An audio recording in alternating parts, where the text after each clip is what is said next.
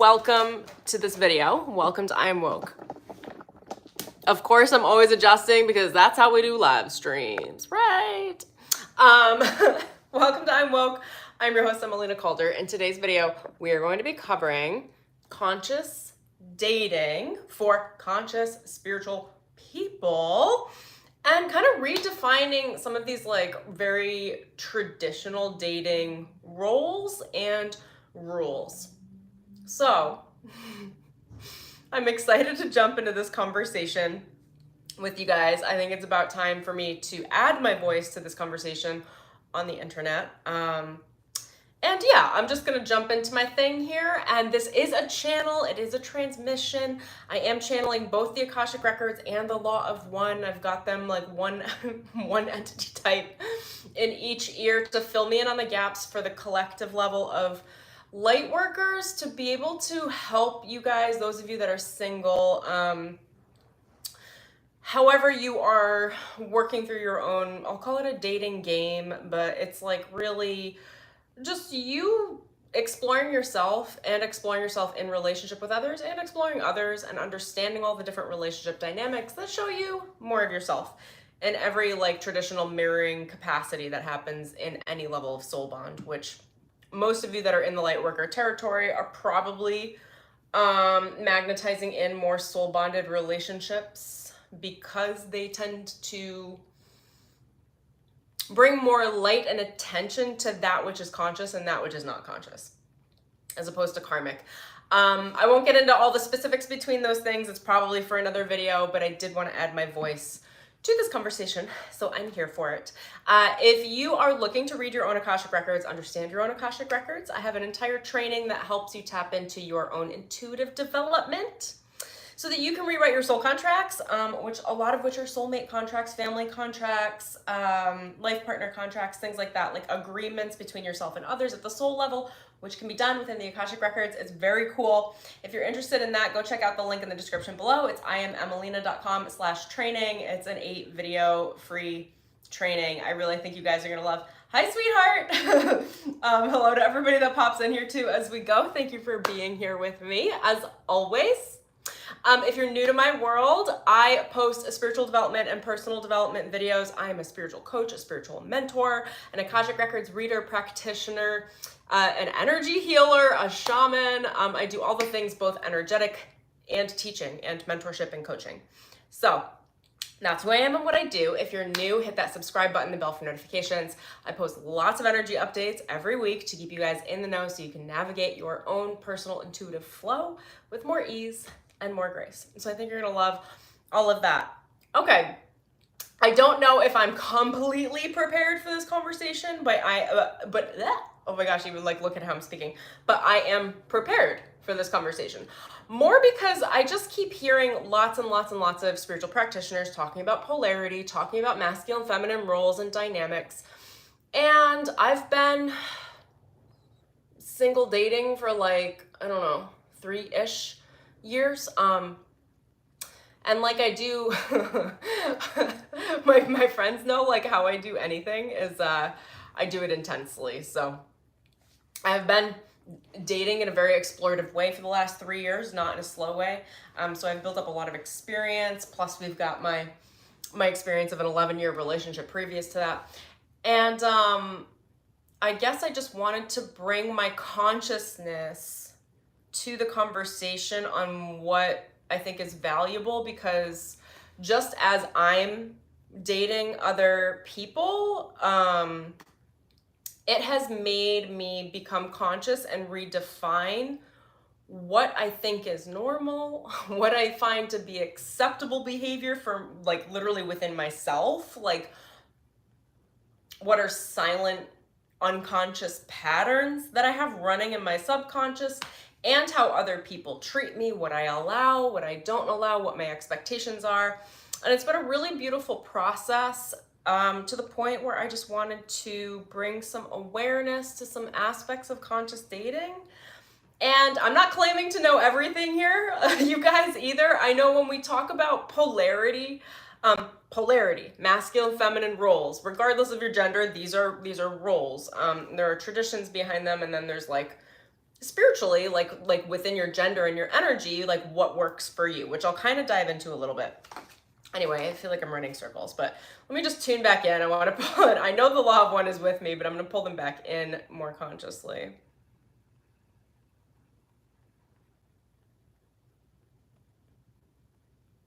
Okay. They're very much with me. They're like, we're going to dare to care. So I don't know exactly what that means, but I'm going to go through this. Okay. So what did I want to say first? The first thing I want to say is this might not be for everyone. Likely will not be for everyone, okay? You will know if this message is for you, if it resonates, if it feels good. Trust your own intuition. I'm just starting and opening this can of worms in this conversation on conscious dating. There's a lot that I feel like needs to be explored in general, practically at an expert level. And I think a lot of people, a lot of millennials are covering this conversation consciously. And I think it's beautiful. And I think each of us has a different track on understanding the new levels of conscious dating. And altogether, if you take the best, leave the rest from all of us, I think you'll have a really clear picture. Because ultimately, at the collective consciousness level of humanity, we are rewriting dating contracts, like cultural contracts. How we function in relationship, what's acceptable, what's not. Right now, what they're bringing forward to me is there are some archaic belief systems in dating culture that are stemming from the 1800s, right? From Victorian era, where women is treated as property. There's a whole nother set of standards coming from like the 1950s housewives, you know, and no shade to any of these paradigms or cultural norms either. I'm just here to kind of break it down a little bit because we are in 2024 and it's much more modern, and I just want to open up some of the modern conversation in a way that can still hold space for traditional values and being in a modern society where we have a lot more freedom, thank God, and can exercise those rights in a new way. Conversationally, etc. So anyway, yeah, so there's this like 1950s kind of archetype. And then there's this idea, it feels like the 80s, but like around the 80s, or maybe a little earlier actually. Then there's this idea of the like more feminist movement. Like I said, I feel like I'm in a very interesting territory right now. Don't expect me to have all the answers, okay? I'm like, how do I say this? I'm walking on a fine line. I don't know what's gonna come up. Have the benefit of the doubt with me, please, because I have not explored this entire thing and I'm walking blind into conversation with my guides. And by conversation, I mean the one way where I am willing to put myself out there and have the courage to talk through some of this. So when I say more feminist, what's coming to mind is like women dating like men. I don't have a problem with casual dating in general. It's not my thing, but I can speak to it because I have experience with it. And I'll say this video is probably mostly for women, conscious women. I will touch on some of the conscious male roles though as well, but more primarily for women because that's who I speak to, that's who I am, that's what I'm exploring, are my own feminine roles. Depending on where you are in your phase of consciousness and in your phase of dating and in your phase of relationship, as a woman, casual dating is fine. If that's your thing, if that's what you want to do, that's great. However, what I will say is that at the cultural level, I think what happened is with all the feminist movements, and again, no shade to that, and I love feminism as well, but it almost got like over dramatized where then women start dating the way men do and women start playing the way that men play. And it's not, again, just like my personal opinion plus my guides, and I've done it, but like, it's not the healthiest to what it is to be naturally feminine. And I'm gonna try to touch on this in little bits and pieces, but again, give me the benefit of the doubt, because this is probably like hours and hours and hours of conversation that I'm just gonna touch on in pieces and just dish ideas out publicly that you guys can chew on and think about and add to in the conversation in the comments. So that's where I'm at with that. Where do I want to go with this? The way that women date, the reason why I mention that is because the way that women be is if we are dating like men, like it is at the neglect of the heart. Because men don't attach through their heart first. It's like attraction through the body first, so they're able to do what they do. For women, what I found when I was very casually dating is that it made me move my heart out of the way and in order to be available.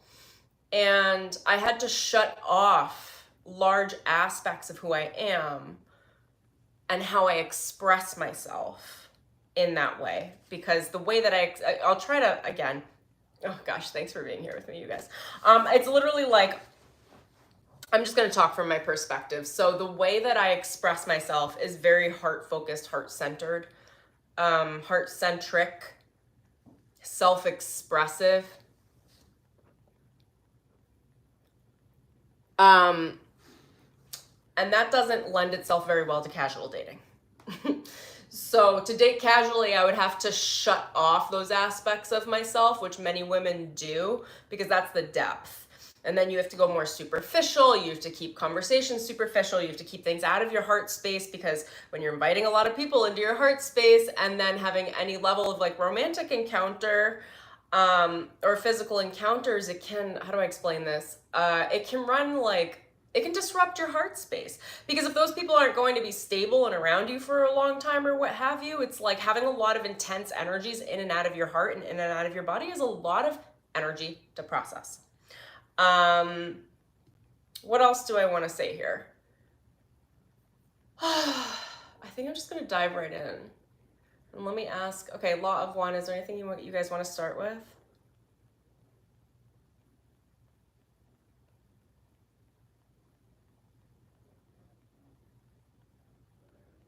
Okay, I'm just gonna go through. So the first thing I wanted to cover was traditional, a little bit on traditional dating. I want to talk about polarity, and then I want to talk about some like new rules, new paradigms, or establishing a new reality around conscious dating for those of you that want to hear it or want to share it or be part of this. Be part of this conversation. I haven't spoken to any of my friends about this particular ideas like that I have running around, but this is kind of like a culmination of what I've been learning. So, traditional dating dynamics. Let's talk about that. All right. Oh, amazing. You do your housewife thing. I love that. Okay, so traditional dating tends to come in the roles and rules of the damsel and the savior complex. Traditional dating, like what is culturally acceptable or seen as normal dating, is generally rooted in some pretty deep codependency. Hi, lovely. I'm happy you're here with me too. So I want to touch on this because there's a lot of, I feel like, oh my gosh, I don't even know. I've been listening to so many like dating coaching things for the last several years and stuff, and you know, people give good advice, but a lot of it is rooted in these rules or patterns of behavior where people are unconscious. So they need rules, because without the rules, they would have no self-control and they would just wreak havoc on their life. So, you know, every time I have been in a, I don't even want to say funky situation, just every person I have like gone on a date with or had any level of connection with has been so different. Like every interaction's been different, and I've channeled on every interaction. And my channel, I'd be like, okay, I literally would talk to my guides and be like, okay, like this is normal dating, like what should be done. Should I do that, or should I do what I want to do? And my guides have always steered me to do what I want to do, because they said I'm intelligent enough to back myself out of situations that I shouldn't be in. So, you know, if, again, no shade, but it's like if you have difficulty with self-control or difficulty reading a room or difficulty reading a situation, maybe stick to some standard dating rules. I don't even want to touch on what those are. When we open up our consciousness, it really comes down to understanding those rules, because everyone else around you is navigating them and using them, essentially. So if you don't understand them, then you're just going to feel like a fish out of water, because you'd be like, what is going on? Now, the second aspect of that is understanding polarity. What creates attraction? Attraction can be created with conflict or with gender, like masculine, feminine polarity. It's understanding, like if you had a magnet, you have one side, or two magnets together. It's like there's a negative pole and a positive pole that creates a charge or electricity. Okay, chemistry is electricity. That chemistry can be created and maintained by knowing your role, generally speaking, your resting gender state. Please don't take these things out of context. Reconnect. Oh, I lost you guys for a second there. Okay. Circling back, bring the energy back, you guys. So the first thing I want to talk about is knowing the self. So you have to know who you are. You have to know what you want in dynamics, and you have to know what expression you want to pull out of yourself in romantic relationships with other people. I think where most of us get tripped up is trying to follow someone else's rules for dating when our self-expression is entirely different and we want to express ourselves differently. So I'm going to give you guys a quick personal example. For me, I know that it's typically not looked well upon in any level of like normal dating culture to be very heart-centered, like very heart-focused. Like I wear my heart on my sleeve. Generally speaking, I tell people how I feel. I don't play the typical flirty games because it's just not who I am. Like I don't, it's kind of funny because I notice like men and women actually try to bond emotionally through texting and even phone calls ahead of meeting or ahead of really getting to know someone. Like they're like creating all these really flirty texts. That's all very casual dating focused because it doesn't make sense to someone like me. And again, this is me knowing myself. This is me knowing my personality. Like I'm not going to invest emotionally via text, like unless we're friends. And even if we are friends, like I'm still not doing it. Like I'm picking up the phone. So it's just, or I'm going to see someone. But what I've noticed in at least like LA dating culture, I've heard this for New York as well, is there's a lot of like flirty play, which is fine. Like do whatever you want to do. But it's almost like building up the hype of the attraction before you get to know someone. And then you see them in person and you're like, whoa, you built me up emotionally. I got emotionally attached ahead of time. And I don't think I like you. Like, and that's like a whole thing. Those of you that are doing online dating will know what I'm talking about. I always steer people out of the texting conversations with me. I'm like, I don't want to, like, I don't tell them this. I just wait until they figure out that we should probably go see each other. And then I just see whether or not I like them. And then I like move forward from there.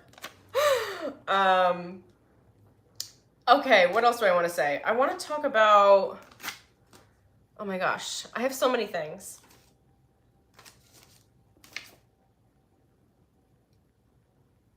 Okay, so this is where we're going to go next.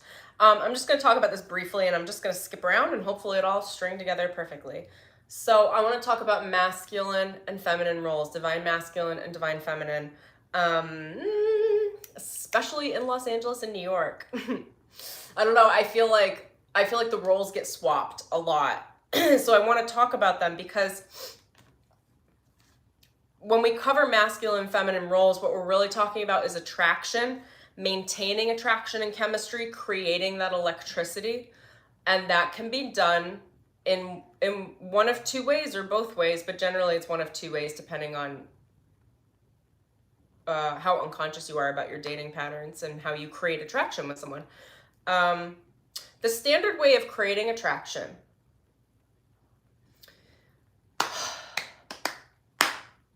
how do I want to go into this? It is conflict based. So I've got the book here. Someone gave this to me. I read this years ago. Also, my ex schooled me in this. It was like ridiculous. So we've got the rules of the game. I know a lot of men follow this. This is straight manipulation, essentially. It's like trying to get women to sleep with you and how to emotionally manipulate them to do so. Those are like behaviors like negging, right? Like if you give a woman, and the same thing happens for men too, actually. Like women will do this to men. It's nasty. You give like a reverse compliment, right? You give a negative compliment that demeans their value, which makes them try to prove themselves to you, which creates attraction. It's bullshit attraction. It's not real attraction. What it creates is codependency. So I mean, for the men that need to hear this, if this has ever been your thing or you've ever seen this book, I'm not saying everything in it is bad. There's some good activities in there, but most of it's nonsense. This is a great way to create a codependent relationship. If you want a codependent relationship, then enjoy it. If you're conscious, you probably don't want a codependent relationship. They're pretty... I would call it nasty, but again, no shade. We're human. I've got my codependency stuff too that I've worked through. Like, they're just very difficult. Like, if you want a difficult, conflict-based, very sticky relationship, then play the rules. These rules. Like, hold on. I'm trying to like I feel like I'm wrangling monkeys right now in my mind. And I know I'm uncomfortable talking about this topic, which is why I'm talking about it. Because I've wanted to talk about it for a long time. And I know that if I don't just enter the conversation, I'm never going to get any better at it and like really solidify my ideas without doing a ton of dating. I've done enough where I feel I'm qualified to talk about this. And I'm not even going to go into the twin flame or soulmate dynamics. I do have videos on my channel for both of those things as well. Okay, so I was talking about creating polarity with conflict. Women do this with men as well, where the way that women do it, and it's effing insane, just bring some consciousness to this if you haven't thought about it, is that women will say one thing and do another and expect you to read their mind. There's also kind of this weird unconscious culture at the collective level that's like where women say no, but they mean yes. Or they say yes, but they mean no. And that is just like a recipe for disaster in relationship on both sides. Obviously, it's also not safe. What I've done through the years and what I would recommend that anyone does on both sides, men and women, is practicing getting your intentions, your actions, and what you speak all together on the same page in alignment. So say yes when you mean yes, say no when you mean no. If you need to explain something or fill in the gaps, do so. Have open and honest conversations, state your intentions clearly. They're not the sexiest conversations. They take out a lot of the flirtation game, but they prevent your heart from getting burned, hurt, and stabbed. And also, they prevent you from hurting other people's hearts. Because ultimately, you know, people just want love. They want to receive it in the way that they can receive it. Sorry, this like sticker on my tattoo is just like falling off. So, you know, I feel like it's best to respect what everyone needs. And I think it's just about being able to get on the same page. You want to be on the same page. You shouldn't be compromising to meet someone else's values, and the other people shouldn't be compromising to meet yours. It really should be rooted in authenticity, speaking your truth and understanding like, hey, this is what I'm looking for, allowing the other person to say, this is what I'm looking for, and then see if that matches. And if it does, then you can go deeper. And if it doesn't, then you go, oh, like this was really cool. This was a great conversation, but I think we're going to leave it here, or maybe move into friendship or what have you. And when I say friendship, when men suggest being friends with women, they actually don't generally mean they want to be friends with women. That has been my straight experience. When women say they want to be friends with men, at least from my perspective and the women that I know, we mean it. We're like, we just want something platonic. However, when men, generally speaking, say they want to be friends, generally speaking, they're saying, I want to keep doing this kind of casual thing without committing. And I want to see if I can find another way in without having an honest, transparent conversation with you. And that's like a whole mess on itself. So I think being clear and consistent with your needs and values and your intentions, whether you are a man or a woman, is highly, highly beneficial. And allowing the other person the space that they need, regardless of how attracted you are to them or not, to choose what they need and what's important to them. You know, like, I think I'll leave that there. That's fine.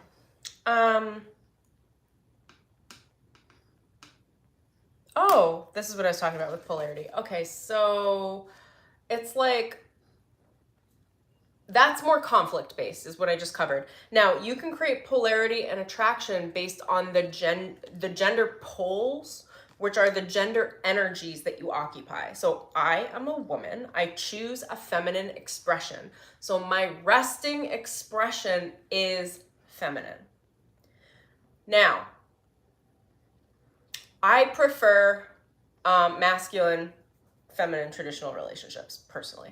So it's like when I'm looking for a relationship with a man, I'm looking for a man that is in their masculine gender role.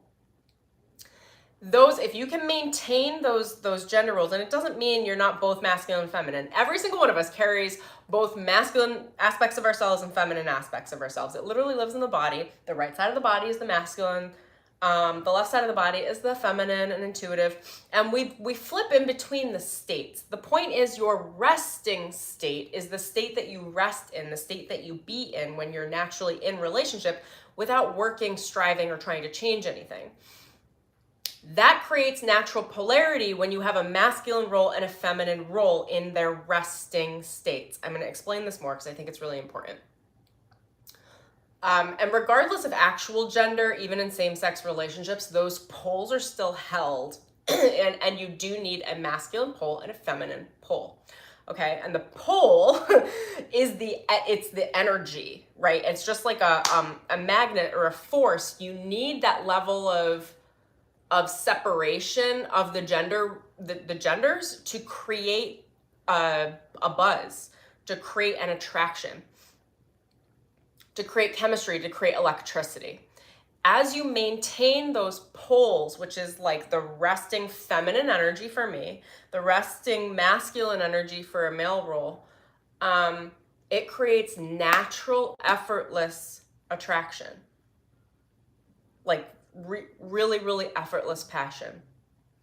Now I'm going to explain to you how those roles get mixed up and why I'm talking about this. I want to say, especially in Los Angeles, a lot of men in Los Angeles love sitting in their feminine, and it destroys attraction. And then we wonder why, like, they have to do so many different manipulation tactics. And it's, well, you're sitting in your feminine role, which means I can't be there. So the only way to create attraction then is to create conflict-based attraction to find some sort of chemistry. I don't know why, but I felt the need to adjust. So we're adjusting. So, oh gosh, thanks for being here with me. When men, let me try to find a way of explaining this, and I'll explain the opposite as well. When men are being more feminine, it is where they're sitting back more, they're allowing the women to pursue them, they're allowing the women to chase them, they're not putting in the work. They're expecting to be taken care of, and it's no, again, benefit of the doubt here, like it's no like negative, like of course men should be taken care of, and of course women should be taken care of, but the expectation when men are sitting in their feminine, it is to be cared for, which is to force the woman, not force, but it's to make the woman occupy their masculine state. And unless that's a resting state, which for most women it's not, that just, it'll create initial sparks and then it'll die. Or you'll have to keep participating in manipulation tactics in order to keep the chemistry alive. Because women are not meant to act like men. Can we? Yes. Can we be dominant? Yes. Can we pursue? Yes. Can we go get what we want? Absolutely. And in fact, most of us are practicing that in our careers. And that's where it belongs. So it's like, okay, if you're spending all of your time as a woman practicing being in your masculine states of authority in your career, the last thing you want to do is go into your relationship and continue those masculine roles, because you're never going to be able to sit into your feminine receptivity, into your ability to allow, into your ability to relax, receive, and actually create that open, vulnerable heart space that your masculine is going to want from you, which is what they want. They don't even know how to ask for it. And then a lot of them sit in their feminine space and wonder why they can't really receive that femininity. They don't even know how to ask for it. Most women don't know how to explain this. I don't even know if I'm explaining it well. You guys will have to let me know below. I will try many different streams around this. But it's like, men need to be able to feel. It's harder for them to tap into their emotions and express those emotions. We live in a culture that suppresses that within them. It's not as natural. For them to feel and to feel safe and vulnerable with their heart expression, they need a woman who is in their natural resting feminine state to create the safety in the heart space to hold and nurture that support and that love. That cannot happen if that woman has to pursue the man. So it's like, I just keep hearing in LA with like lots of different men, they're like, I let the women chase me. Like, I don't chase, I attract, which I'll get into that phrase as well. I hear it all the time. And I'm literally like, this is not about chasing. This is about the energy of chasing.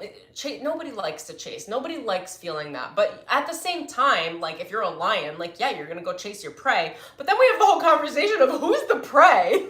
Like, and why is that coming into the dynamic?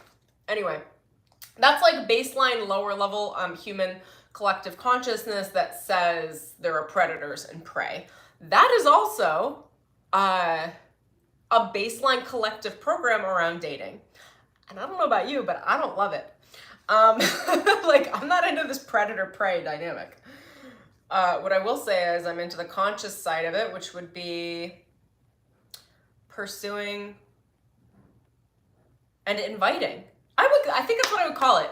The women provide the invitation, okay? And it should be an obvious invitation that you like someone, that you want them to do something, to pursue you. Whether that's flirting initially, whether it's eye contact in a room, whether it is being more forward. I tend to take the more forward approach because I'm not as good with the super flirty initial stuff because I'm usually in my own head doing my own thing. So for those of you that need the permission, as women, I've been exploring this and I'm 1000% good with it at this point. I don't think it's too masculine to make a move on a guy. I think as long as, for me, this is my experience, as long as for me, if I'm making a first move or I'm making a move, I'm making a very forward move, I then back off. And then I see what happens from there. It's not about continually taking the lead. It's like a shared lead, I think is what I would explain. And again, only take this if this resonates because dating dynamics are different for everyone. It's going to be different based on what you want your relationship to look like, what feels good for you, and what values you're holding in your heart and your family and like what you want to build. For me, I really like that shared back and forth space. A lot of dating culture trains women to be like very passive.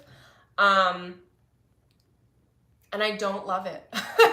I don't love it. It's like the sitting and waiting game. If you guys have heard like the rules, one of my friends is a rules coach. For women, it's like, I get why they do it. I understand it. From a less conscious perspective, it's almost borderline necessary for dating. But when you're conscious, I don't think it's really necessary because it's like, you know, it's like, don't text a guy back within 5 days or 4 days. I don't know all the specific rules. It's like, you know, don't give any of your heart space up to them until they fall for you or whatever. It's like there are all these different like specific rules and regulations around dating, which again I think are necessary if you're unconscious. If you're conscious, I think you could throw most of it out the window and just trust yourself and trust your ability to navigate conflict and navigate things where you might need to be a little bit more expressive than usual. Where did I want to go with that?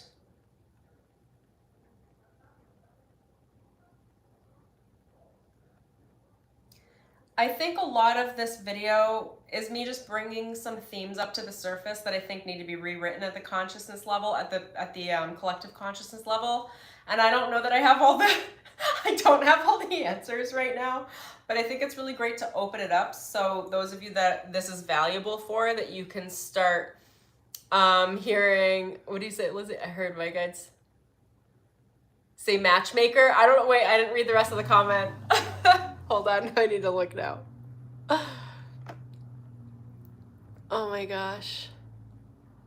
Maybe something you may do in your future. Oh my God, that's cute. I have thought about that. I've thought about this a lot. And I don't have a direction yet, but I'm like, maybe I could do something like more tantric based in LA for people, to bring groups of people together. Cause it's like, I don't know. I just know that when it comes to dating, it tends to be mental mind manipulation games and emotional games. And it tends to be this weird push and play of dynamics between women saying, I know what I want, but I'm not going to tell you what I want, because if I tell you what I want, you're going to run away.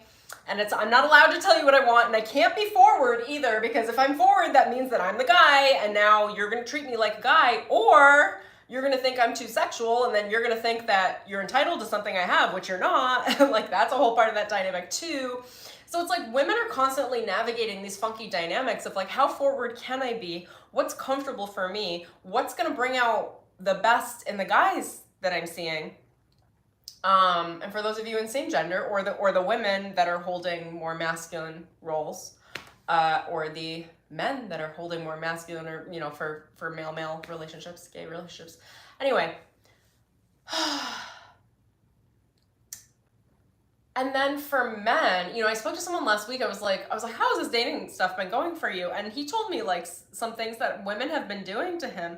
And I was like, I'm so sorry to hear that you're being actively manipulated by women, because like literally the women that I know, everyone I'm surrounded with, are incredible women. And like, we're all conscious and upfront and forward. And also know how to receive and sit back and relax and be very feminine. And I feel like I'm constantly in my feminine state, as are all of the women around me. But we're also clear. We're not damsels. We're not like running around like, here's my handkerchief. Like, I don't know. but also not so forward where we're like dominating that. Like, it's like, I don't know. There's like a funky balance here. I'm happy to open up the conversation. So I think, what was I going to say? And when you know yourself, as long as you know yourself and you know your preferences and your own priorities, this becomes a lot easier to navigate. So for me, I don't like emotionally investing in people I don't know. Like, it's a non-negotiable for me. So I don't do all the flirty games, even though they can be fun. And I like, at some point I did like them. They required too much of my, my emotional bandwidth to process. So I wait to get to know someone before I get flirty, because I don't want to, you know, anyway. Because of that, because I know myself, and I'm breaking down my process so you guys can break down your own, like as an example. Because I know I'm not super flirty up front, I'm forward up front. I'm very forward, because I'm overcompensating for the fact that, you know, I'm trying to just handle things mentally to know where I should invest my time and energy. And then once I know I have like a really great person in front of me, I'm open, I'm opening up my emotional space. So if that helps any of the women on this stream, I truly don't think there is any issue in being open, vulnerable, and forward with men. I tend to be much more forward, again, because I know I can be confusing. I think that's what I would say. Those of you that like are more air signs, more mental, it's almost like we put off a cold vibe up front. Because I'm like, I don't know you. But because I know that, I am more emotionally expressive, and I will tell people when I like them, or if I want to see them again, or like, I don't know, I'm pretty forward, and I know that that forwardness goes against like most dating rules for women, and I just don't care, and it works for me. Now, here's the deal. If you're going to be forward as a woman, the next step is to let go, sit back, and observe. Because it's not about continually having to push something forward. There's a real gentle back and forth within your own personal masculinity and femininity. So if you're going to be forward, then the next side of that role to complete the cycle is to sit back. And then you forward again and then sit back. It's like really active participation, which I think is what I'm going to go into here. Actually, no, I'm going to touch on this first. So for when people talk about like divine feminine or being more feminine, they always assume that the women are always sitting back, like a 24/7. I'm sitting back, I'm receiving, I'm just like eating grapes on the lawn or whatever, you know. And the masculine are always in the chase. They're always in pursuit. They're always doing. They're always in action. You know, these are ideas that we hold in consciousness. And yes, the feminine is naturally more receiving. And there's the more, we call the dark feminine, right? Which is the more, how would I describe this? The more forward feminine. Like the more like aggressive, assertive feminine. We could call that masculine, but if you're in a feminine body, it's really the dark feminine, you know, or in pursuit. Like there's nothing wrong with that too. So anyway, ultimately, they're not rules, they're ideas. So generally speaking, feminine are in receptivity, but it is not a rule. It's not a 24/7. You know, women are also shifting into their masculine pursuit roles. Generally, it is in their careers, or in pursuing your passions or your dreams. That is going to place you into a masculine role within yourself because you are pursuing something. And then the masculine, being in constant pursuit, like, are they generally like, yes, because that is what creates attraction when the gender roles are held with sovereignty, but they're not always there. The masculine, of course, has to be able to sit back and receive and be nurtured and loved in that way as well, because they also have femininity within their being, within their consciousness. It's just not generally their resting state. If it is their resting state, then the woman that they are with would have to be a dominant woman that is resting in her masculine state. I don't want to make this too confusing. I'm really just trying to say, like, if you want to create really great chemistry and you want to feel natural about it and you enjoy being a woman, allow yourself to have both, but generally speaking, you're resting into your femininity, which means the man has to be resting in their masculinity. But of course, you're going to trade and participate in all sorts of ways within the different roles and dynamics. But then it's like, where do you rest? Where's your resting state? My resting state is very feminine. Can I be pursuit and dominant? Like, yes, absolutely, without a question, in a second. But then I'm not there all the time. Like when I sit back, when I rest, I'm like, oh, okay. I'm like a playful woman. Like, anyway, so I wanted to touch on that. I did want to touch on, because I got a comment yesterday on this, and I've heard this all over the place, and I just kind of sit with different phrases and try to understand them in their consciousness level. Like the I don't chase, I attract phrase, I both love and hate it. So here's the thing about that. I don't chase, I attract. That's more of a feminine statement. Because the feminine are the attractors. A feminine is not resting in pursuit in relationship, generally speaking. It would throw her out of her core energetic vibrational expression, which throws other aspects of this person, the feminine's life, out of alignment. All right, it can be done. It's not always great. Again, take what you love, leave the rest. Like, I feel so like delighted and simultaneously very uncomfortable about talking about this, because I don't feel like I've worked it through to have like an expert, like this is exactly it, but I know that what I'm saying is valuable, so I'm just exploring it with you. So here's what I'd also say. Typical like chasing is more control based. It is, again, going back to the idea of predator and prey. I don't love it. I don't like feeling like prey. I don't want to be around predators. I'm not into it.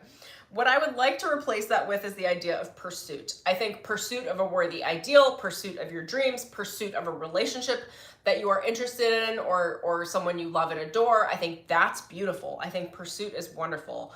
And I think I actually might want to channel on this. But I would love to replace the idea of chasing in general, not with attraction, but with pursuit. So when you think about the idea of chasing, think of the idea of pursuit. And it's like, would you pursue, as a woman, would you pursue a man? Not really. Like me, not really. What would I do? I'd be forward. I would state my intentions clearly. Again, that doesn't work for all women. If you want to be flirty, be flirty. That states your intentions clearly too. It's just a different way of going about it. It's like, what do I do? I state my intentions. I am present and honest with where I am, and generally speaking, like what I want to some level or another.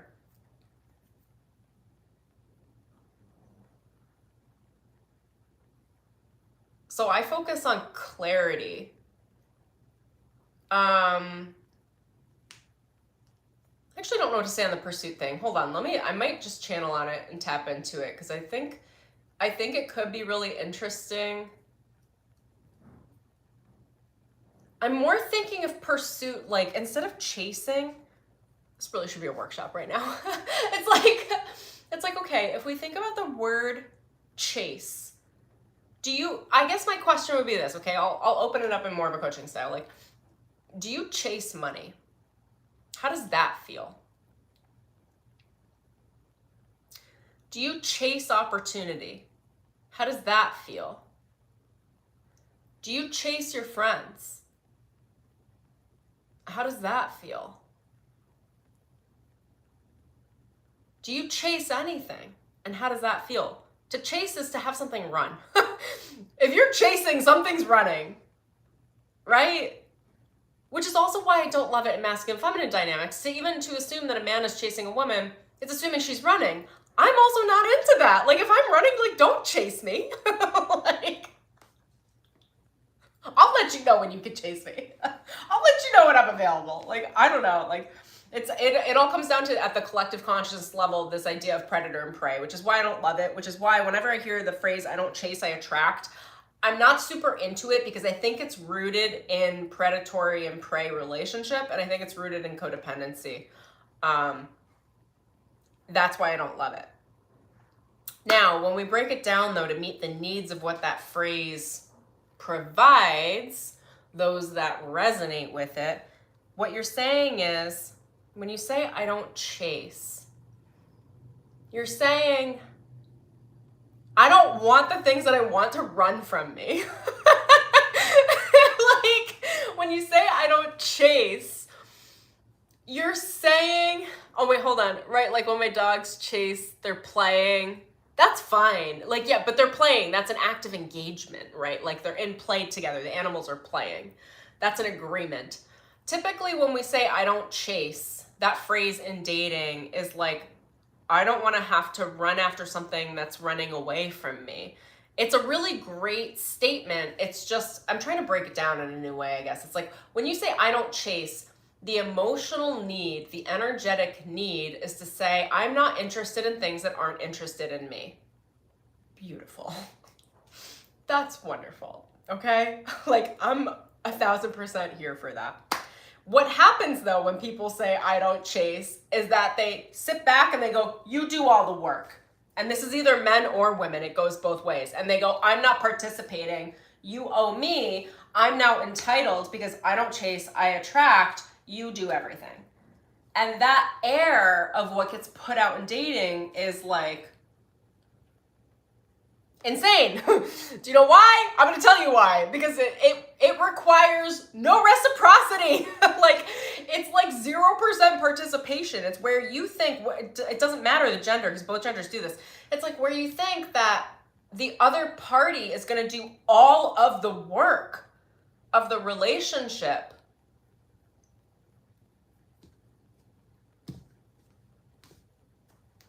What else do you want me to do here? I was in a relationship for 11 years, and let me tell you, it was not one-sided. Like, and I used to tell people all the time, and they'd be like, oh, you're together for so long. I'd be like, oh my gosh, it is work. I'd be like, yeah, it's hard work. Being in a relationship is work. Oh my gosh. Okay, where else do I want to go with this? So, I don't chase, I attract. Now let's talk about attraction, because I don't think attraction requires not chasing.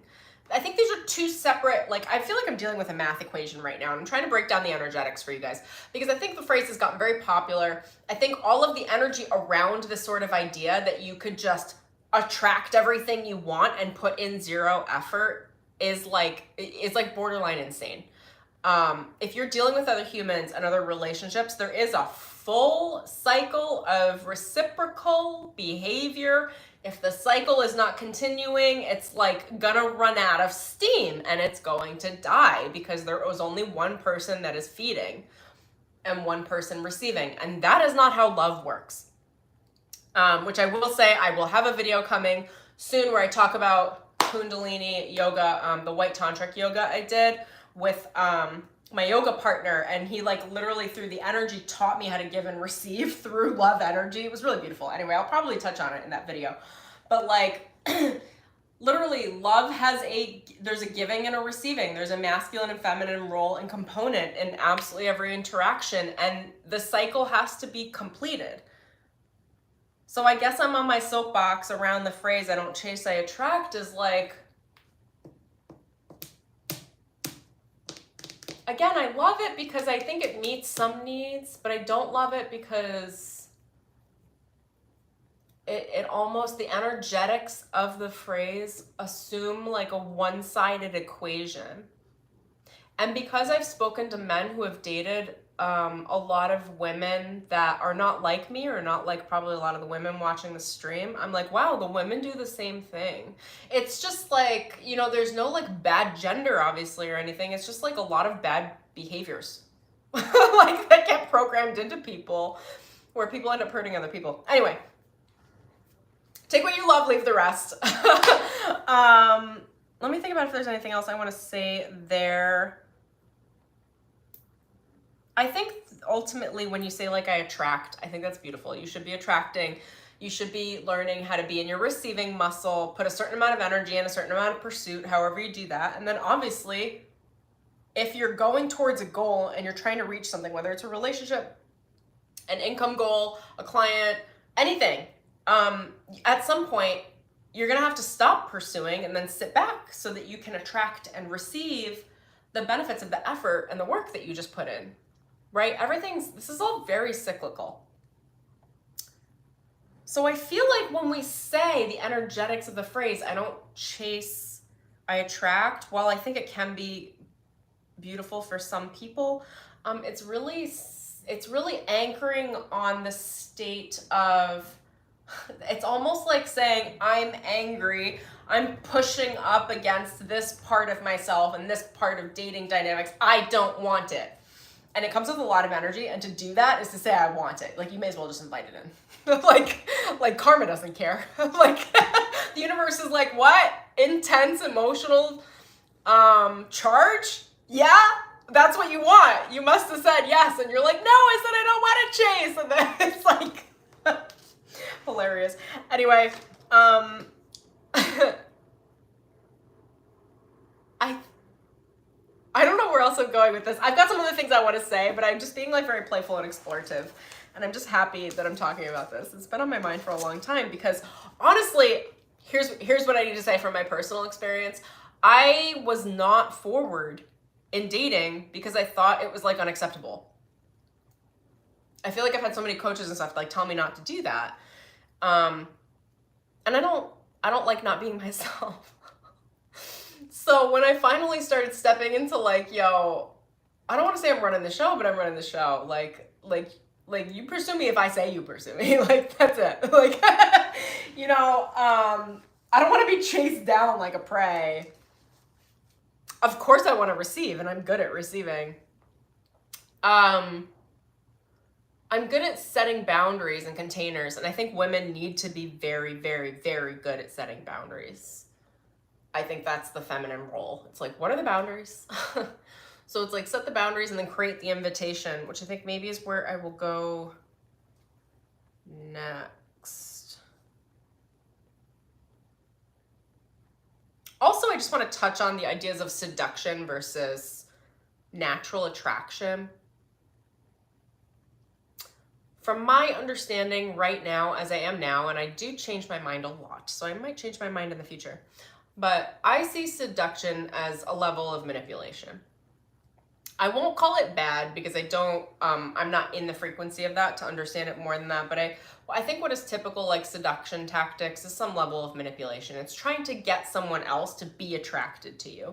I think that's fundamentally flawed because I think attraction is natural. I think you're either attracted to someone or not. Here's how I know. You guys will find out different ways with your soul, how your soul speaks to you based in like how much you pay attention to the intuitive data. I can feel attraction with someone immediately. My soul speaks to me in a number of ways. Eye contact is the first thing. I can walk into a room and like, it's not just like randomly catching someone's eyes. It's like literally the 5D channeling the energy through, locking eyes. And then there's always a moment of me going, oh shit, because I know what it means. And then I'm like, I have to feel like, how do I deal with this now? And then it gets really awkward for a minute while I try to figure out how I'm going to navigate the situation. There's also a body pull. Like I can feel my body being pulled towards someone else's body when that's like an accurate spiritual fit. That's like my higher self pulling me towards someone, depending on literally the comfort level of my body, how safe I feel in my body around them, and the eye contact. I'd say it's going to be different for a lot of people, but I think what I just described is a very typical spiritual romantic connection where it's like, you know, when you hear love at first sight, I've been seeing that left and right, by the way. I'm going to have to shoot this in another video, but like, I think I've been given a new psychic skill. Like I can see love in people's eyes and I can see their soul through their eyes. Like I feel like I fall in love like at least like 4 times a day, like men and women, just like, I'm just like, whoa, like your eyes are so beautiful.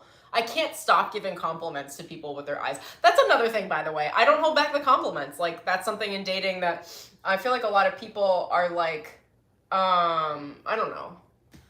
They're like, oh, don't give compliments or whatever. Like, I don't even care. I don't even get dating or not. Like platonic people, random strangers I meet. Like when I get that strong spiritual impulse, I give it right back. So like, I don't know, I probably, and it's genuine every time I do it. It's just so incredible, that feeling I get when I look into someone's eyes and I can feel the love and I can feel their soul speaking to me. It just like, it hits my heart. And then I tell them. So like I told 2 people last week. Again, it's really, really genuine. It's going to say already, because I said that I told 2 people. It feels like it's like on autopilot, but it's really just how my soul speaks. I was just like, your eyes are gorgeous, like just so beautiful. And then it's really funny because, well, these were 2 women, because then you look at them and you go, oh shit, now the conversation's going to get really awkward because people don't know how to handle compliments. But it's like, I refuse to not give people what my soul is saying they need in that moment, which is generally acknowledging their light. And it's coming from a strong impulse that comes into my body. And then all of a sudden it's like I soften in my heart space and I feel all of this love flood in my heart. And I don't mistake that stuff as being romantic. I literally am just like available to give love where it needs to be given. Most people only give and receive love in romantic relationship because that's where they allow themselves to give and receive love. I try to be a very open vessel.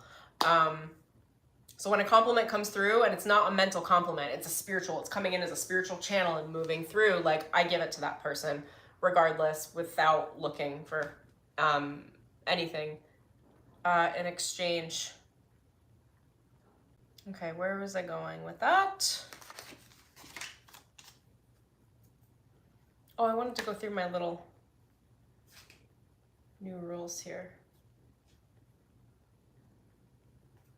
Okay, I'm gonna go on some like masculine and feminine states. I'm gonna say overall for women, give space. I feel like women tend to attach a little more quickly. Men need space. Women need space too, but men for sure need space. So if I were giving like ideas for dating, I would say for women, you know, be who you are, speak what you need to speak, whatever's on your heart. If it's received well, great. If it's not, well, you just learned that that's not your guy. You know, give space, because men need space to process. Women need space to process too, but men need even more space to process because our culture doesn't teach them how to process emotions. So they require more time and space to process emotions. Don't hold it against them. Sit back. It's okay to sit back. It's okay to receive as a woman, just because, and generally speaking, intelligent women tend to think faster than men. They tend to see ahead, specifically for relationships. They tend to see ahead faster. That doesn't mean you should push anything, force anything, move anything into place. Like every aspect of conscious dating, conscious courting, conscious relationship has everything to do with conscious participation, which means you can't push anything. And the men too, you're not here to push anything. You're here to make an offer or an invitation and then to see how it's received, and then participate and continue and edit and communicate as you go. What else for women? Allow and receive. Receiving is, you know, like women naturally put in a lot of effort. That's kind of just what we do. The focus is generally on relationship for women. Women need relationship. I'm not saying that men don't, but it's just like kind of the collective conscious program of humanity. So it's like, if you're going to put in effort, allow yourself to sit back and receive. You're worthy of receiving. Like allow. When you give space, you allow yourself to receive. Women, it's less about pursuit. You shouldn't really be pursuing men at all. I don't believe in that at all. Pursue your dreams, pursue your goals, pursue everything that has to do with you. When it comes to relationship, you create invitations. A healthy divine feminine energy is creating open, clear invitations with clarity. Like, don't leave confusion for the men that you want in your life to second guess or try to figure out whether or not they belong there. Like, make clear invitations. And then for women, be clear with your boundaries and on how you will be treated. Men will treat you the way that you allow them to treat you. I haven't met very many men that have been taught how to treat women as they are meant to be treated without any level of demeaning behavior. It's not to say they don't exist. I'm just saying culturally, it's more acceptable for men to be in a player or fuckboy attitude because that is held up on a pedestal, and that is to treat women as objects. It is to treat women with disrespect. That disrespect moves through every aspect of dating and relationship. I've had to call out, oh, I love that you're quoting me. Thanks, love. Yeah, that was a good one. So I've had to call out a lot of men on very disrespectful behaviors, and I just let them know because, and whenever I speak to other women, you guys will see, depending on your age range, women in their 30s and 40s, like, we don't hold back anymore. Like, we're just like, and we all say the same things. We're like, oh, did you tell that guy he was disrespectful? It's like, yeah, I just saw 6444 on the angel numbers. Because most men aren't taught how to treat women. So it's up to the women that they are dating in one way or another, casually or long term, to teach them when their behaviors are out of bounds, and to reinforce them when they're when they're treating women well. Part of that, and I've spoken to a lot of women about this, and I've done plenty of it myself, is that when a man really steps out of line, it's letting them know. I'm not going to go into the examples of things, but I've got things in the last year, 2 years, where I'm just like, what did you just do? Like, did you think that was going to work? Like, I don't know. Men are crazy. Women are crazy too, but you know, I'm on this side of it. So that's what I got. Okay, so men, I would say go where you're invited. Look for the conscious invitations. You know, if a woman is not inviting you into her space energetically, like, and that can be done through subtle flirting, that could be done with eye contact, that could be done vocally, that could be done with like someone like me, it's more forward, where I'm literally like, I want to see you again. Like, it's like that simple. You know, it's like, go where you're invited. If there isn't an invitation, you're stepping into predatory territory, because the woman hasn't invited you. Even if she's subconsciously, this is less conscious female behavior. I don't condone it. But like a lot of women will not create an invitation openly, but will have in their mind, oh, I hope you make a move. Like, and that is like conflict energies. And for conscious men, you don't want that sort of conflict, because it also means they're going to be conflicted with their bodies, and you're never going to know if you're safe with them. Because the safety isn't just for women. Of course, I'm always going to speak of the safety from a woman's perspective, because that's who I am, what I am. But for men, like, don't you want to be safe too? You can get baby trapped and everything too. Men forget about that sometimes, a lot of times. I'm like, So, you know, go where you're invited. Make sure there's an easy invitation. Make sure the women that you're with are clear about whether or not they actually do want to be involved with you. Because if they don't, that conflict falls on you, and there's a lot of responsibility that can come from those decisions. I'm not going to explain them, but there's a lot. You know, you can sit with that. You're conscious. Confusion is not safe. Kick confusion to the curb. If it's confusing, let it go. What else do I want to say?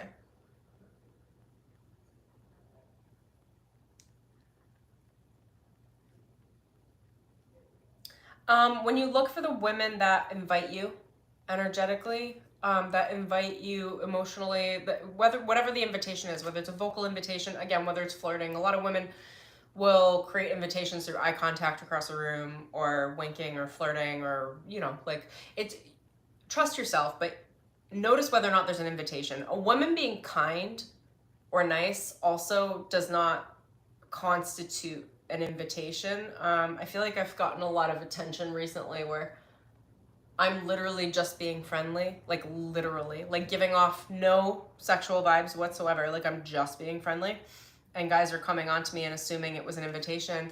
And I'm like, friendly doesn't mean an invitation. It doesn't mean it's bad for you to say something. But just like for men, it's like, tune into your own subtle awareness and read the person in front of you, and whether or not it's appropriate is the next thing I would say. Because I feel like I've had men trying to pick me up in very inappropriate ways recently, and I'm literally like, I was being friendly because this environment constitutes as being friendly, and for me to not be friendly is to make this environment conflict based. And it's a very inappropriate environment, without me going into details. And it's like, why don't you think about that for a moment?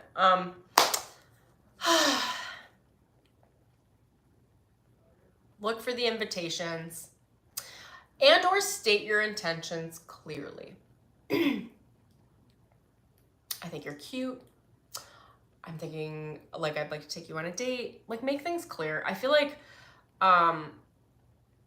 and that maybe this is just my experience, I'm not sure. I don't think so. I think this is a pretty collective level in Los Angeles, at least from what I've experienced and everyone I've spoken to. You know, there's a lot of ambiguity in dating. It's almost like people are afraid to state their intentions because then they think they get locked in. Like, you're not gonna get locked into a commitment for saying you're like looking for a relationship. Like, it's not like all of a sudden it's gonna be like glue and you're gonna be stuck. Like, it's literally like, what? Like, just be clear about what you're looking for. Okay, so let me skim through the rest of my notes. I am almost done here, but I feel like this is good. Thank you for joining me, you guys.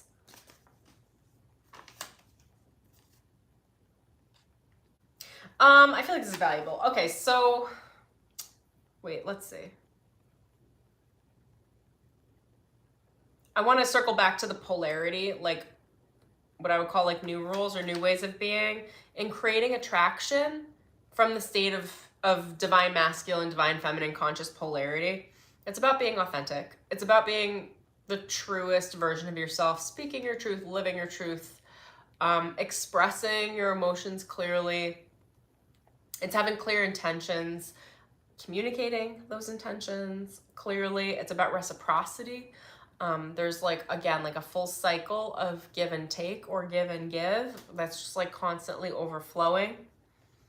Clear communication, transparency, trust, clarity. And the trust isn't always just in the other people. The trust is like trusting your needs will be met and you don't need to codependently manipulate anything into place to make the other person meet your needs. Like, God will meet your needs. You know, spirit will meet your needs, whether it's that person or another person. And it's up to you to see clearly and to decide whether or not things work for you and to communicate clearly. That's conscious relationship. Speaking openly about how you feel. And again, I think clarity is really, really important. They're guiding me to share with you guys the last relationship I was in. We did a conscious uncoupling.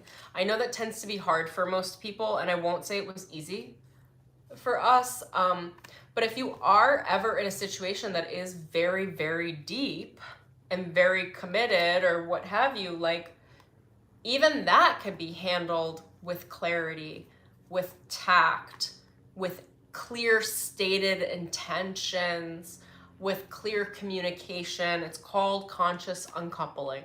So you can consciously couple and you can trust that if things don't work out, or that if you change your minds, even because with my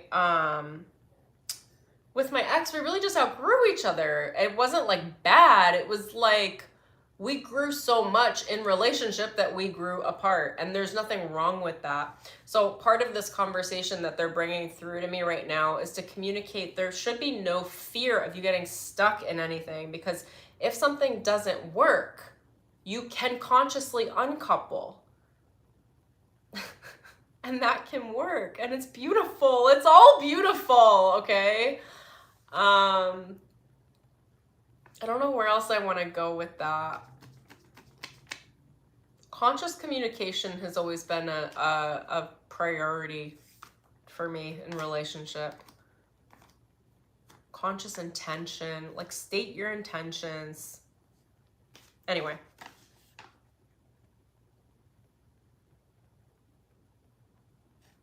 What else do I want to say?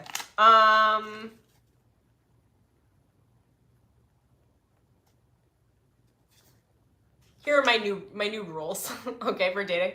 Conscious dating, it's 1, knowing the self, which is like knowing who you are, knowing your true authentic expression, knowing how you want to express yourself in relationship, which for everyone's gonna be a little bit different. Again, I told you guys I'm a little more forward. That's something that used to rub me the wrong way. I would like suppress that part of myself because I was like, oh, I can't be like this. And then at some point I broke through and I was like, this is ridiculous, Emelina, this is who you are. Like, but just play with it. So I allowed myself to play with it. I'm like, I'm for it, but then I sit back because I still want to be feminine. So it's like knowing yourself enough to know your preferences on how you want to communicate, how you want to, I'll say, vibe. we'll call that subconscious communication, like subtle flirtation, I don't know, emotional cues, coming on, coming off, responding, like, you know, I'll put all of that into that category. Getting familiar with your own personal gender roles, whatever the primary role is, divine feminine or divine masculine. I'm not going to go into all the specifics of it because you guys can just search the internet on this and YouTube for like what is divine feminine and divine masculine. But once you finally settle into the divine aspect of your gender role rather than the karmic aspect, which is like the karma is the automatic, subconscious, unconscious cause and effect, however you were trained to be as a woman or as a man, typical gender roles. Then there's the divine feminine and divine masculine, which we could call the conscious feminine and the conscious masculine. It's taking the gender roles and elevating them with your own personal soul and like what's meaningful to you, and being conscious about it. Okay, so that's 1. 2 is invitation. I love the word invitation. I also love creating invitations. Spaces to play in consciously, we'll call it. I'm like, what else do I want to say on that? Like, I think invitation is just such a great word, as opposed to this idea of this predatory, like there's a lion chasing after a gazelle. I'm like, I don't want to be a gazelle. I don't know about you. How about we be 2 humans that are playing, and why don't I see if I want to play with you or not? Like, that's like, it's kind of how I roll. Anyway, but the invitation, like for women, it's about creating an invitation. That invitation could be flirting. That invitation could be literally an opening. It's an opening for them, the man to you're telling them I'm interested in you in one way or another. Depending on the different dating things you follow, there are different ways of going about that. Some coaches will say, as a woman, you create the invitation by like a wink or like eye contact or like changing your body language in a specific way, and then you never approach them because you want to see if they actually like you. I've tried all of that. I don't know if I care. If I could be real straight honest, if you are more like that naturally, then that's your jam, then do that. For me, it doesn't work because like I am like somewhere else and I miss all the subtle cues.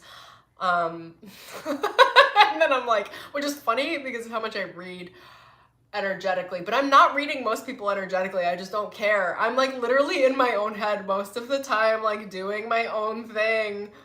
So I miss this stuff. So anyway, that makes me more forward. So that is like permission for many of you women that feel that if you do feel that way, be more forward. It's okay. But the point is that energetic dynamic still exists where the woman creates the invitation.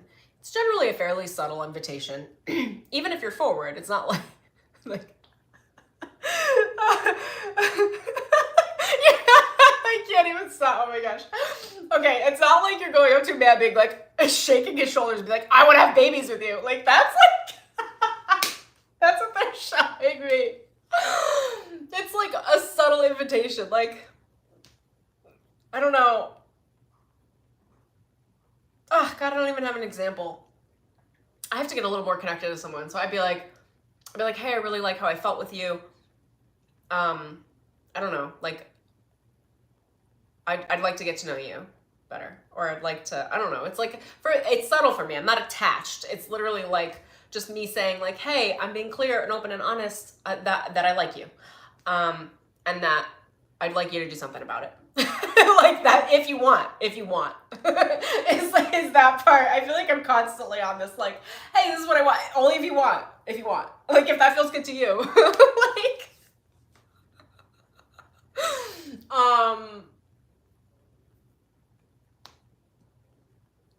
I don't know. I feel like that makes it easier for men. I feel like men actually subconsciously are scanning rooms looking for invitations, like looking for eye contact. I'm even thinking back like a couple of years ago, I by mistake made eye contact with someone at a coffee shop, and then I realized what happened. I was like off in the distance, like made eye contact, but it wasn't the soul eye contact that I was talking about earlier. It was just like a brief thing. And then I was like, oh shoot. He thought that was an opening. And then it became an opening, and then I had to deal with that, whatever. It was fine. But like, men are looking for invitations, whether they are subtle invitations, more open invitations, I don't know, in some way or another. As a woman, it's our job, not job, but it's like, it's the role to create an invitation. The thing here is knowing when you're conscious or unconscious. Sometimes we open unconscious invitations and then we get stuck in situations where we're like, I don't even like this person. Why am I here? Well, did you subconsciously create an invitation? Likely. You know, I'm not going to go into my personal history, but I even like have been reflecting on myself recently. And I'm like, oh, wow, I naturally invite men with these typical characteristics into my space, and I actually don't even want to date them. And I was like, oh, I have to remove that subconscious invitation out of my subconscious program. And then I'm like, and then the ones that I actually want to date, I repel because I'm like scared of jumping into anything. And then I'm like, oh, so how do I counteract that? Well, I lean forward a little bit more because I know that I go way too shy. So it's literally like for each of you, it's like sit into who you are and understand the different aspects of yourself. Why do you attract what you attract? Why do you invite what you invite? Why do you repel what you want? We all do it to some way or another, right? And then how do you get a little bit closer? Once you know why you repel something or how you repel it, then you can overcompensate for that part of yourself. It's not bad. It's just like until it becomes unconsciously competent, you have to like look out for that aspect or that area of yourself to try to bridge the gap and create a little less conflict. Also, for men, like very similar territory, how many of you guys did you hear, how many of you women rather, did you hear in elementary school, if a boy punches you, it's because they like you? Also, let's talk about how fucking retarded that is on a lot of levels. If they like you, they're violent. Like, great. But for real though, when I was like growing up, I had some boys like, also I gave it back, man. Like she did not deal with diddly squat. I remember like an 8th grader like he tried to punch me on the bus. He did like me. And I was like, was he an 8th grader? No, 5th grader. He was much older than me, and I think I was maybe in 2nd grade or something. I can't remember. I beat him up because he tried to hit me. Whatever, like you're gonna do that. You're gonna have a little girl come and like like rustle your feathers. That's that spicy side of myself. Oh my gosh, I just read that comment. Yeah, okay, so that comment, that's conflict-based chemistry. Passion can be, frequently the easiest way to find passion is to create some conflict. It's not healthy, is what I'll say, but it can certainly create passion. It can create chemistry. It can create a spark. It can create all that sexual energy. It's also not healthy. So it's something to sit with.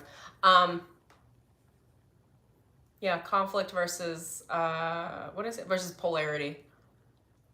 Yikes. Yeah. Oh gosh. Okay, what else did I want to say there? Invitation. The next thing I like to think about is participation. So first we have invitation, then we have participation, and then we have observance, and then we have like editing, okay? This is the flow of what I would say is some level of modern, like healthy dating. 1, invitations. Also, men can offer invitations as well, but generally speaking, the invitation is a pursuit. It comes off very differently.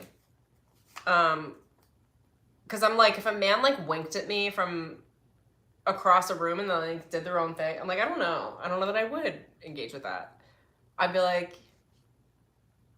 I don't know. You're seeing the true blue me is out right now. I don't know. I gotta think about it. Anyway, I guess men could create invitations.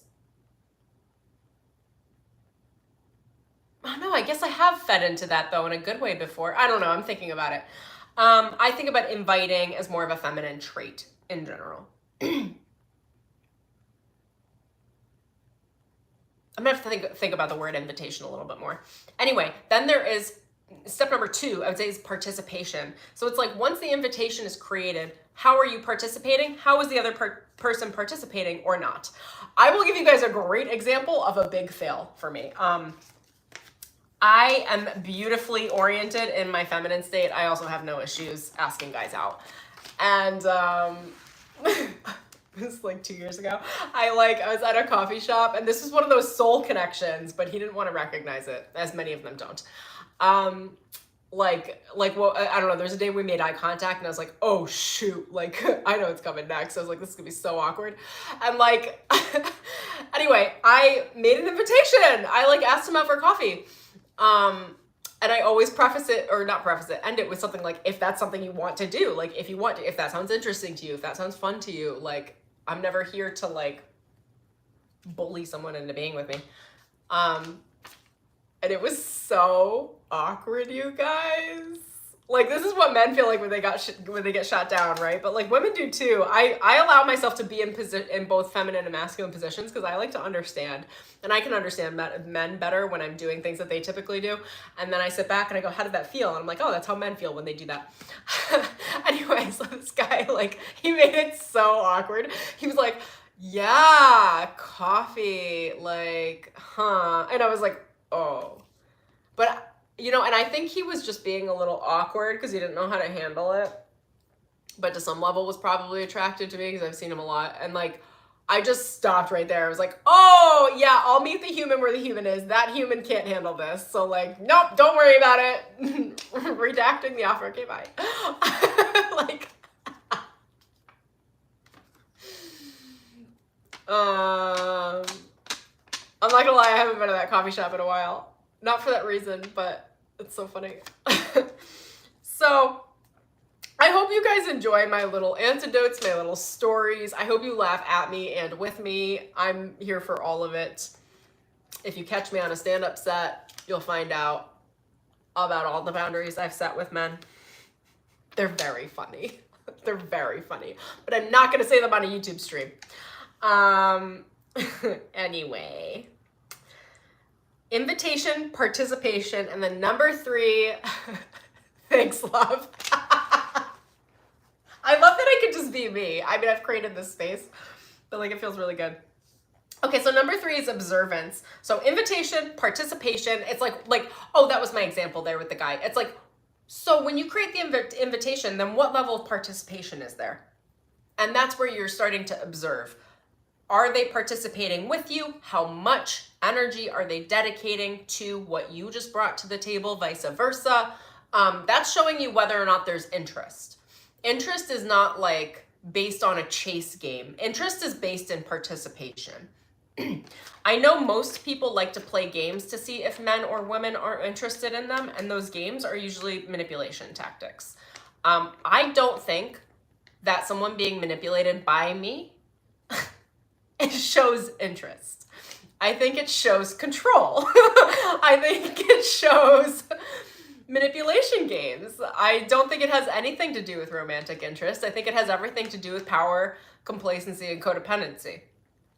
I think people mistake that as interest because love and relationship frequently has to do with a display of power, and where that power goes and what power we have either over or under others. That is also a level of codependency. So if you're looking to see if someone is interested in you by triggering them, by pissing them off, by dangling a carrot in front of them and pulling it away, by showing them that you have multiple partners,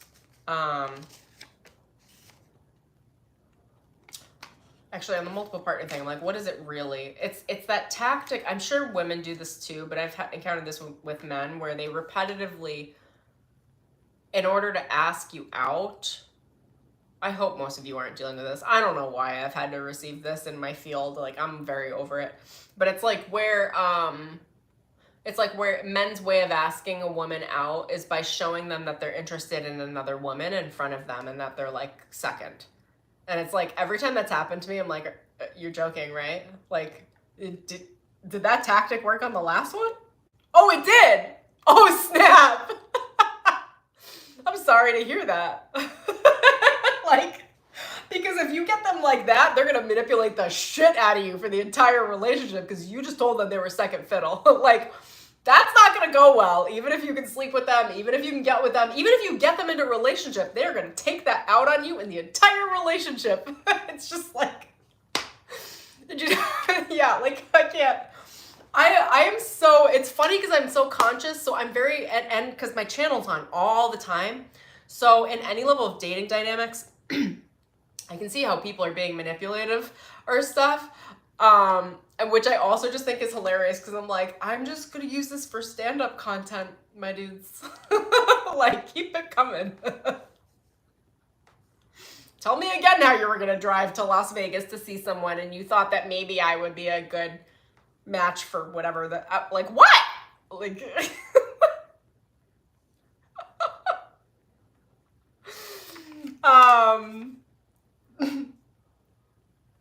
when I'm done with the stream, I'm gonna write my new set. The secret burner phone. Oh my God, you guys are hilarious. Like, okay, so anyway, the third thing that I was going into is observance. You know, see what level of participation there is, if that participation is healthy, if your participation is healthy, and what the response is. You're not looking for reactions, you're looking for responses from people. So when you create an invitation, what sort of participation comes back? When you create another invitation, whether it's a text or a call or a meetup or what have you, like, what is the level of participation? Is it the level of participation that you require? Is it the level of participation that you offer? And is it the level of participation that you want to engage in? Because I feel like there's a lot of relationships that could be really good too, and I think people probably work this out, but it's like, there could be like way too much, I don't know how to explain this, communication up front or way too little, I don't know. Here's what I'll say for my experience, from my dynamics, just because I feel like it's easier for me to cut through this. I tend to be a more, I guess a little more avoidant lover. I don't love people all up in my space. It makes me very anxious. So I like closeness and I like space. And I very much need both. But for me, I'm just trying to think like more, and no shade to any of the attachment styles. For me, it actually goes both ways. And like an anxious attachment style, either I've been with anxious attachment style people in the past because it's very easy for me to see that they like me. I'm like, oh, right, you're showing me very clearly. Okay. But it actually makes me uncomfortable because I don't feel like I have enough space. Whereas more avoidant attachment styles, I tend to fall in love with, and then it just like doesn't work out because it's like nobody's attaching. Like this has happened a couple times in my life, and I'm just like, oh. Like, okay, like I don't know where the middle game is, something secure-ish. But I think it's important to know what your preferences are. This is my point, in the observance of the participation that you're looking for. So like, if people expect me to respond to text messages immediately all the time, it's just not that's not my thing. Like I don't know. I ignore my phone half the time during the day anyway. But some people are really, really fast on response times with text, and that's really important to them. So those are things that people kind of talk out, you know, you figure out like if you are compatible, if you do enjoy each other's company, and it's like, okay, well, what level of participation is going to be, do I want to participate in and is valuable for me, etc. I'm going to give you guys another example on that. This has been a minute. I don't participate this way anymore, but when I started dating and started doing online dating, I can't tell you the amount of men that would do these good morning texts, like good morning. And I'd be like, literally I'd wake up and go, what the fuck do you want? Like, I would judge myself because I'd be like, some women would be like, oh my God, how sweet, like good morning. And I'm like, I don't even know you. Like, get out of my phone. I'm saucy. But really, it was me knowing myself and my participation, which is like, if I don't know you, I'm not emotionally investing in you. Like, that is like, absolutely not. There has to be I have to know you. I don't know. Like, that just makes sense to me. But some people that does work a little bit better, and they do like and appreciate that. You guys can let me know too what lands or doesn't. If some of the stuff does land more than others, I'll create more streams around it because I do have a lot to say in dating. I've been very conscious in my dating, including in my my last relationship, and we very, very actively worked on communication. I think that was probably the biggest compliment I got in that relationship from other people seeing us as a couple was like, the two of you communicate very well. We did. So I have a lot to say in a lot of different areas. I have a lot of different areas of experience. And again, you guys can let me know too, because I can speak on casually dating as a woman as well. If there's interest or need there from women specifically.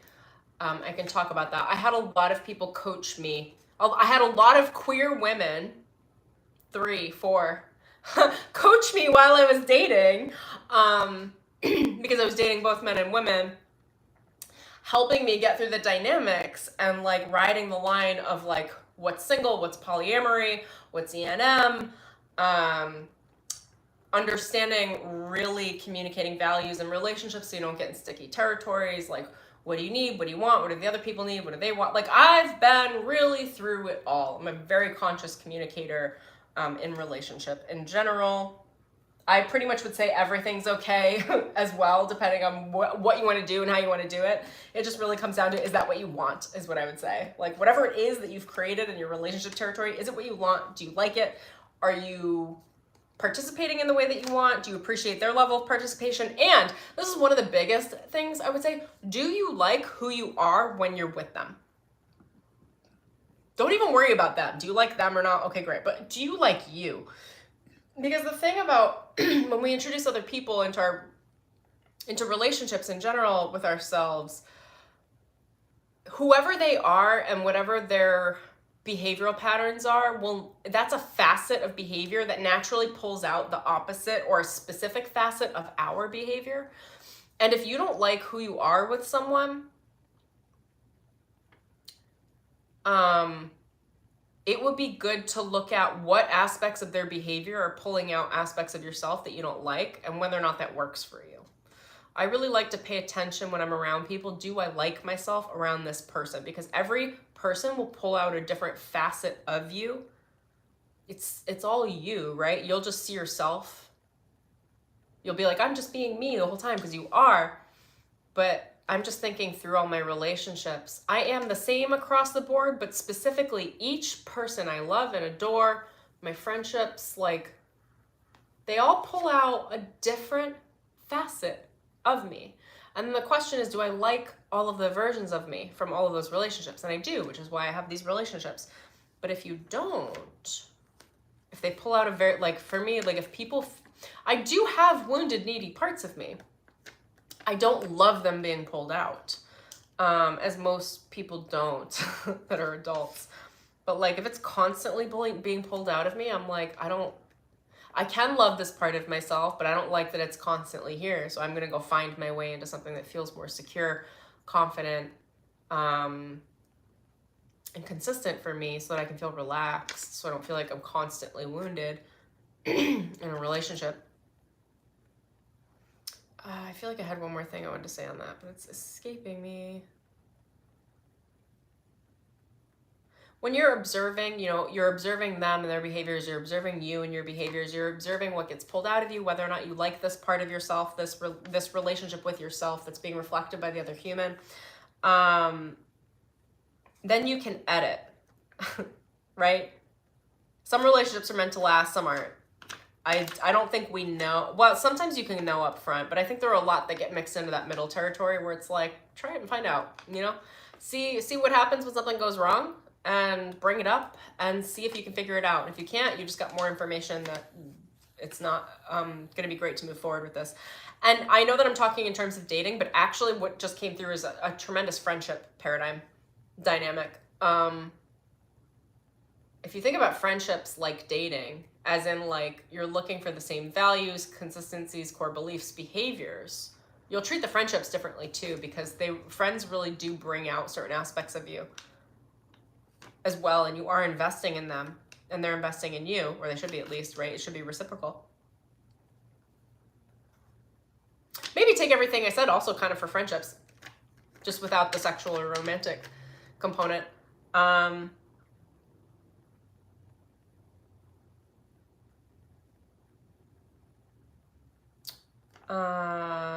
Yeah, and then you can edit the relationship or how you're showing up or what needs to be said or get more clear based on your observance. So if you need more participation from said person, ask for it and then see what happens. You go back into the observance phase. Because really what we're doing is we're constantly monitoring whether or not this is going to work for us based on our lifestyle, based in who we are, how we express ourselves. Yeah, 1, invitation, 2, participation, 3, observation, 4, editing. I'd love another word for editing, but I can't think of something right now. Editing is like the best, I don't know. I don't have another word for it right now, but yeah, that was it. And I think where people get lost in dating is like they see someone and they're like, and this is going to be crazy because I don't typically think in these terms, but I had someone bring it up to me last week, where they're like, where people have check boxes and they're like checking off check boxes. You have to meet this standard and this standard and this standard and this standard. That's not the way I think about relationship. I think about relationship as a cycle of invitation, participation, observance, and some level of editing. And then it's always coming back to the participation. How much participation is happening? Do I like that? Am I willing and available to do what they want me to do? A lot of that participation, a lot of the needs are spoken silently. I would say telepathically or empathically from the heart, or it's just an expectations where people are manifesting you or manifesting certain behaviors out of you that you may or may not want to participate in. It's like being able to see through that, feel what the expectations are and say, is that how I want to participate? I get that's how you want me to participate, but is that me? Do I want to be that version of myself with you? A lot of the times my answer is no. So, which is why I'm single. So it's like, you know, but my point here is this isn't a one and done thing. Relationship is cyclical. And I feel like we can have many turns around, many cycles around with like the same person or same several persons, even if they're friendships, and constantly revisit, but does this work? Is this working? How do I participate? How do they participate? Because ultimately you're always winning. Like, at least this is my belief. Like, there's nothing to lose. You're just learning more about yourself. You're learning more about how you interact, and you're editing. You're constantly refining. That's how we can say it, refining. I like that word better. You're refining who you are, what you expect, what you like, your preferences, your willingness, what you are willing to do, what you're not willing to do, setting boundaries, and listening to other people's needs too and seeing if you can meet them. It's just very conversational. This is how I see all relationship, by the way. And I don't really believe in conflict. Not that it doesn't have its place, because it does, but it's more like generally speaking, there is a harmonious way of going about it. It's just like being able to identify people's needs, which I'm a pro at because of my reading ability. It's like being able to identify people's needs, being able to identify your own needs, being able to speak those needs, and then being able to see through their action and through your action what level of participation is being engaged in naturally, because we're looking for natural attraction, not forced attraction. Again, that's up to you which way you want to fall on that scale. I look for natural attraction because I don't want to feel like I'm working to love someone, or that someone's working to love me. Like, that's work. Like, I'm going to put that work into my work. When it comes to love and relationship, it better be effortless. Like, I'm not saying it doesn't come with its slew of challenges. If you just heard the way that I described that, like participation and observance and refinement, that's all challenge. That's all like you're cycling through challenge and trying to understand yourself and another, and your co-energy, your relationship energy. When we come together with another human, there's each of us separately, and then there's a relationship energy. And then being able to consciously participate, observe, and refine, which is all done through some level of baby conflicts, right? Like little challenges, some big challenges, you know. When I say effortless attraction, I think I mean that the parties are on the same page. They know what they want the same things. overall. They have the same values, and they're willing to work together. And I think the willingness, I think a lot of people think relationships are either just cut and dry, they work or they don't, and I think that's nonsense. I think you have to be willing. There are a lot of very good couples and power couples that it's not easy. Like it's effortless in the way that they love each other, but there's the understanding that the entire game is to move, and the entire relationship is to move through participation, observance, and refinement so that you can grow and so that you can build together. Those are my ideas of relationship. That's what's being channeled through me. If that works for you, great. If it doesn't, great. I'm not speaking to everyone, obviously. So I'm just going to tap into my channel and see if there's anything else they want to bring through or say.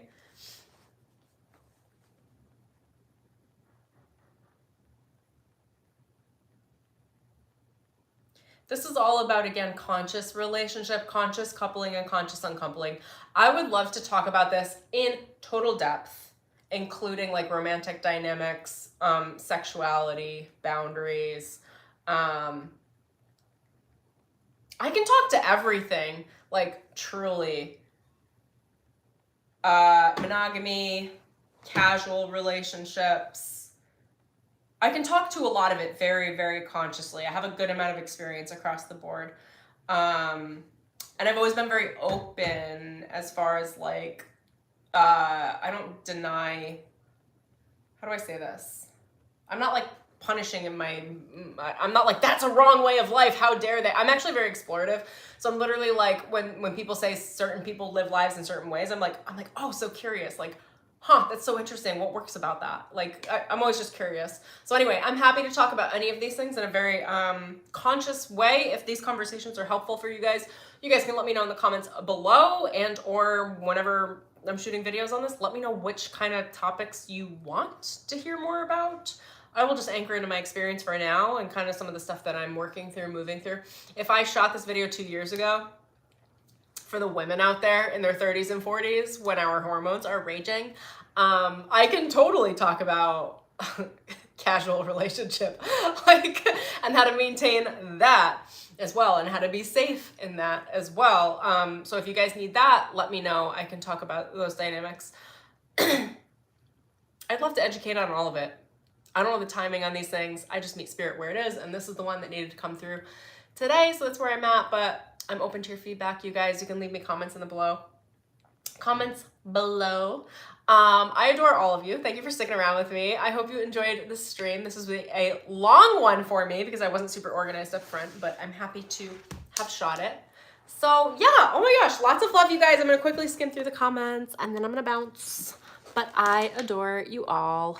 Okay, let me look through my chat. I might need to read these after. Oh my gosh, you guys left a lot of comments actually. I'm so happy you were all here with me. And for those of you that are in long-term relationships, marriages, I have a lot that I can talk to on those as well. Marriage dynamics are very, very interesting energetically. I've walked some friends through it. I can talk about some of that stuff as well.